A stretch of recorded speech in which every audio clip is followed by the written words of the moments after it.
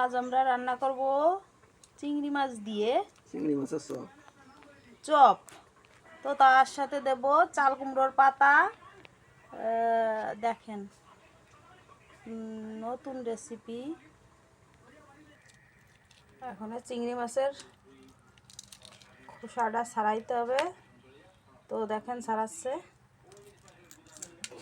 চিংড়ি মাছ, খোসা ছাড়ানো হয়ে গেছে। দেখেন চিংড়ি মাছ অনেক বড় চিংড়ি।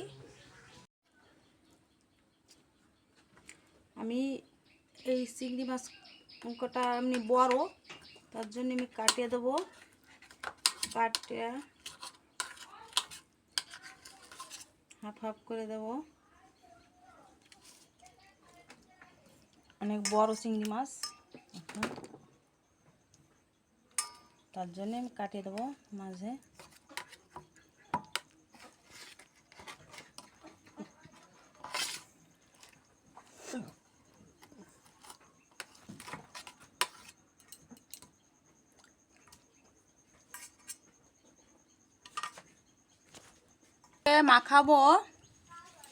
মাখাবো।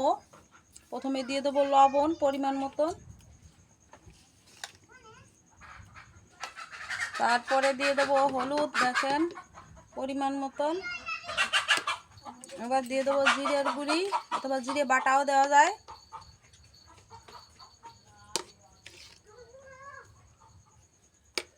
এবারে দিয়ে দেবো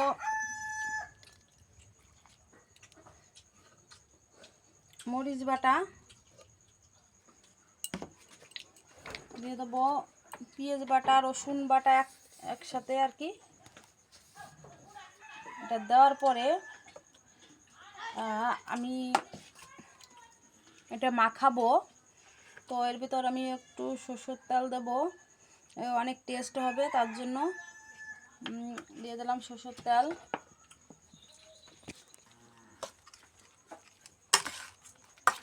আমার মাখানো হয়ে গেছে। আপনারা সরষের তেল ছাড়াও সাদা তেল দিয়েও মাখাতে পারেন। সাদা তেলও অনেক টেস্ট হয়। আমি সরষের তেল ব্যবহার করি, তাই আমি সরষের তেলই দিচ্ছি এখানে। তো এবার আমি নিয়ে নেব এই শাক, চাল কুমড়ো শাক।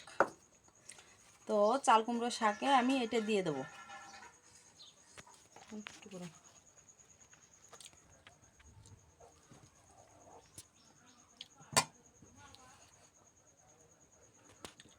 তো এরকম দেওয়ার পরে আমি এরকম ই করে দেব।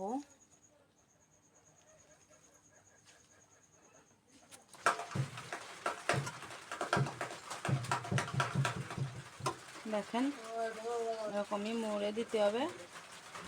তো এবার আমার প্রায় হয়ে গেছে বন্ধুরা। দেখেন আমি দিয়ে দেবো এই বেসন, হয়তো বা চালের গুঁড়ো দিয়েই করা যাবে। তো আমি বেসন দিয়ে করব না, আমি চালের গুঁড়ো দিয়ে করব।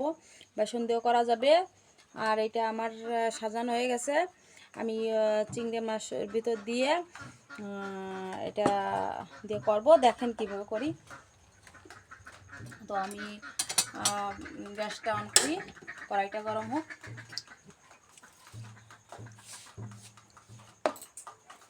তো আমি এটা মাখবো। আমি এর ভিতর দিয়ে দেবো লবণ পরিমাণ মতন, একটু দিয়ে দেবো হলুদ। এর ভিতর আমি আর আর কিছু দেবো না, শুধু লবণ আর হলুদটাই এর ভিতর, এটাই দিয়ে আমি মাখবো। দেখেন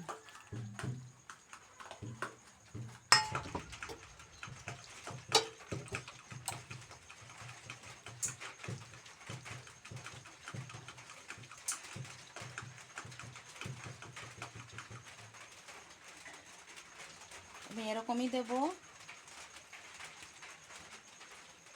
দেখেন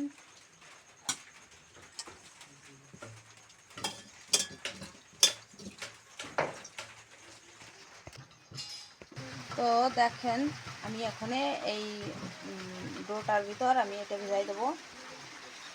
সহজে রেসিপি, মানে ঝটপট। তো দেখেন আমি এটা দিয়ে দেবো।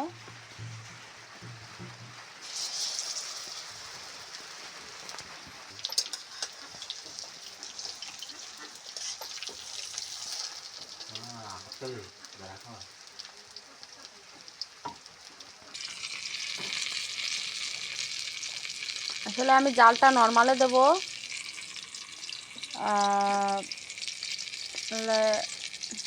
ভিতরে কাঁচা থাকতে পারে, তো আমি আস্তে আস্তে ভাজি করব। দেখেন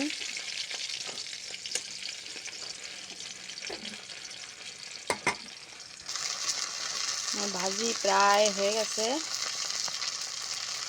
এখানে নামাবো।